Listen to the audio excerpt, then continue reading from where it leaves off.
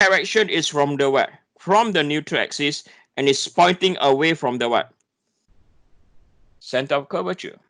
So this is over IZZ.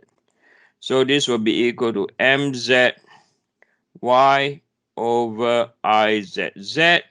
It's positive now because minus multiply minus is positive. Now it's become what? Tensor. Okay. So the y direction pointing towards the center of curvature is positive, pointing away is negative. But I don't want you to remember that. Too complicated. Okay. I want you to remember something simple. Okay. Why is something simple? If you look at the moment arrow or moment vector mz, right? Head of the moment vector is compression. Tail end of the moment vector is what? Tensor. That's it. Nothing else more to remember. Repeat again. The head end, okay, the head end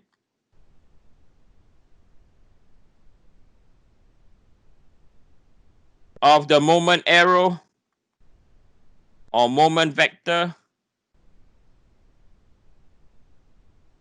is always compression, right?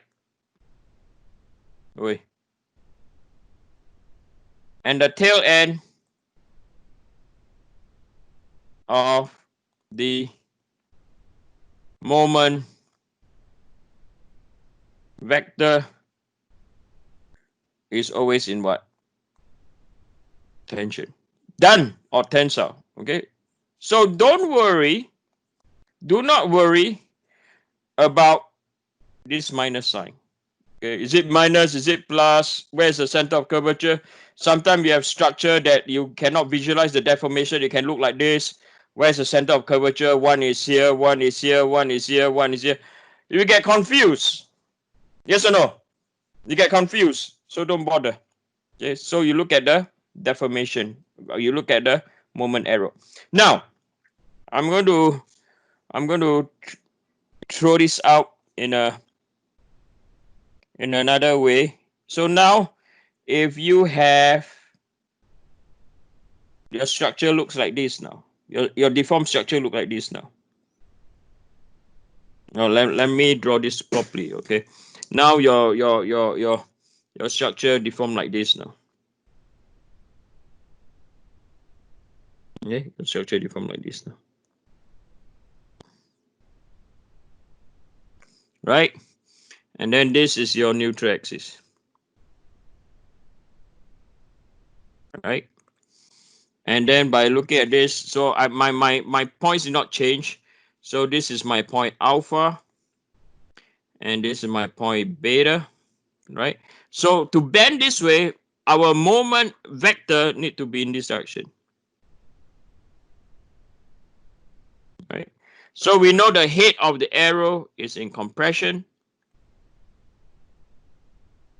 right? The head, and then the tail end is in what? Tensor. So if you're going to apply the formula, now where is the center of curvature now? At alpha side or beta side? Anyone? Where's the center of curvature? Beta. Yeah. So now this is the center of curvature. So the center of curvature will dictate where is y positive. Okay. So over here, this side, this direction now, y is positive. When pointing towards the center of curvature, it's always positive. Now y is what?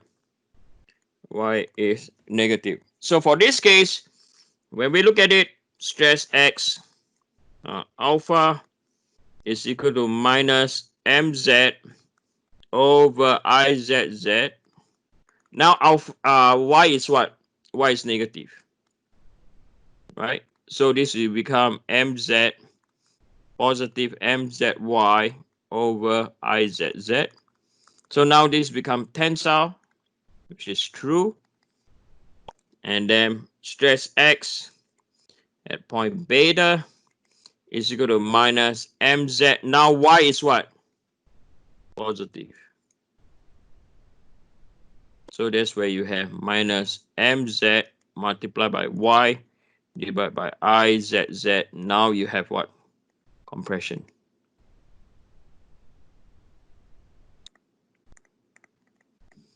Okay. So I think don't you think so? The easier way to calculate is the head of the moment arrow is compression. The tail end is what? Tension. Straightforward. Later on, we are going to do bending in two different axes, okay, which is unsymmetrical bending. So these are your MZ. Okay. Question so far? Anyone, please? Anyone?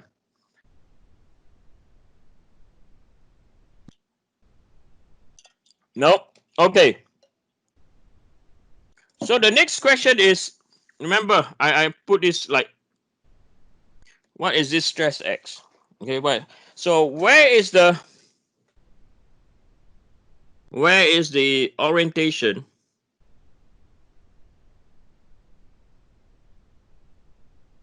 Okay, where is the orientation?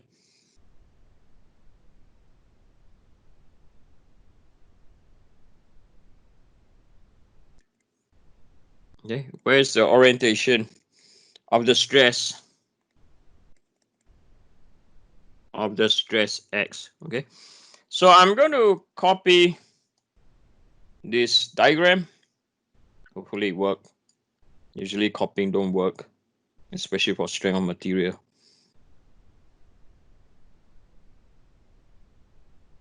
So you paste. Sorry, I'm thinking about math. Unlike math, it always work. Right? So if we were to take an element, okay? Take an element. We draw an element down here. There. So an element is a small square. You designate as an element, or when you put strain gauge in that area. Okay. So bending moment is greatest at point B. Okay, someone. Okay. So over here, I call this element at B.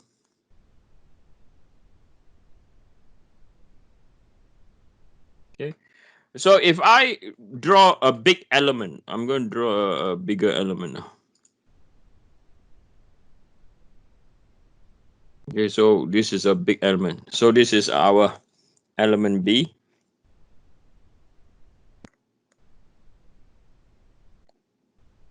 All right. So if this is our transformation, X and Y. So normal stress in the X direction.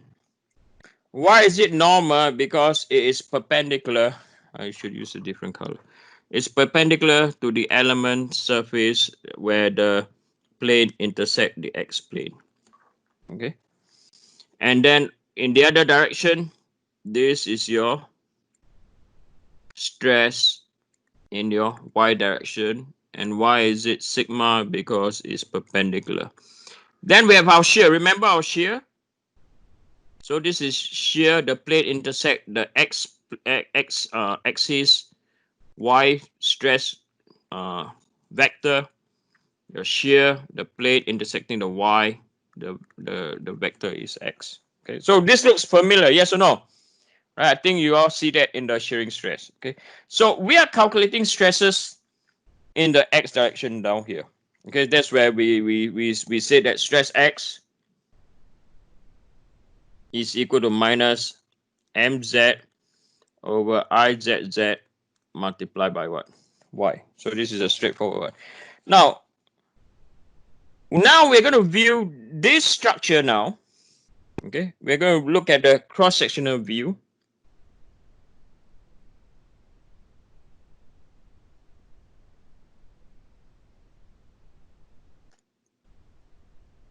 Right?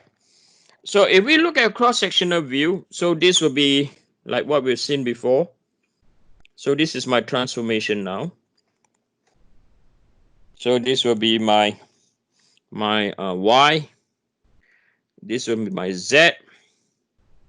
This is my rotation in my X. Okay. So now we are looking at a cross-section view. So our cross-section view, we see this. Okay, for example, we see this, right? So this is our cross-section view.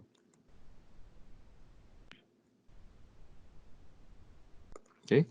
Then we're going to draw our stress field or normal stress distribution.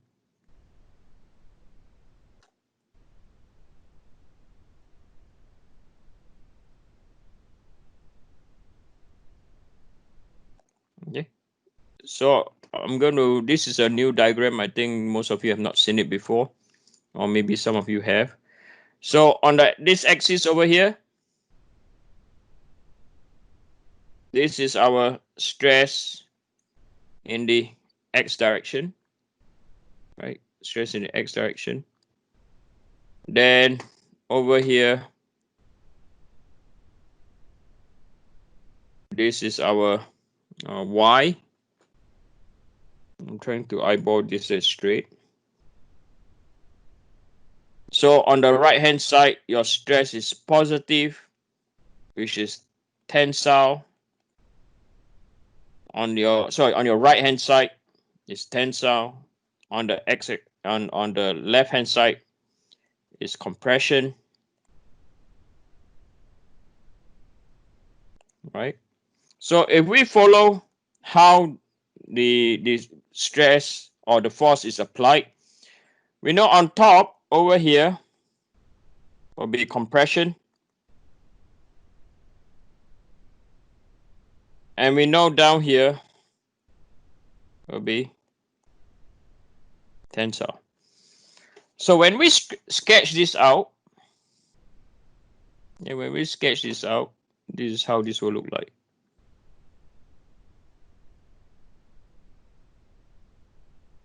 Okay. Right. So at the top, you have compression, and the bottom or at the other end, you can. So when it's compression, right? So the Y is where the material is.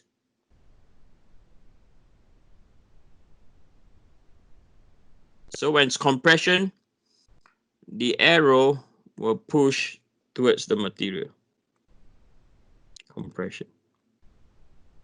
The Y-axis, repeat again, the Y-axis is the material. Okay, where the Y is the what? Material.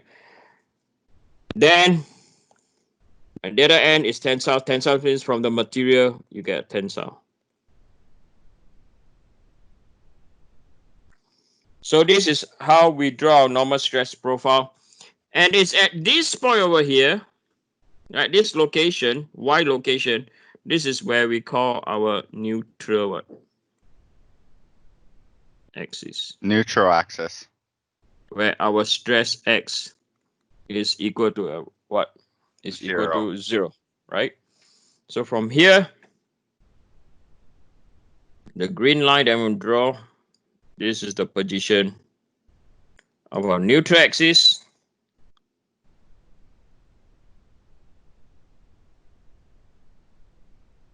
And for this case, okay, for what I've drawn down here, this is also equal to our centroid. Okay.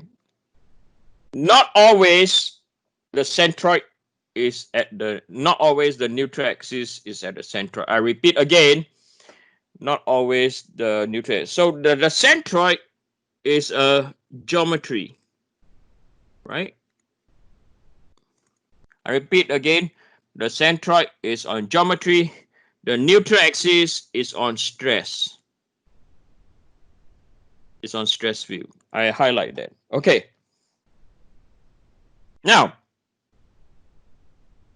by looking at this structure, right, we all know that the structure will fail at point B. Okay. So I'm going to prove to you, or I try to highlight to you why this is so. Okay. So I want to next emphasize on the similar. Okay, I'm going to emphasize on a similar characteristic.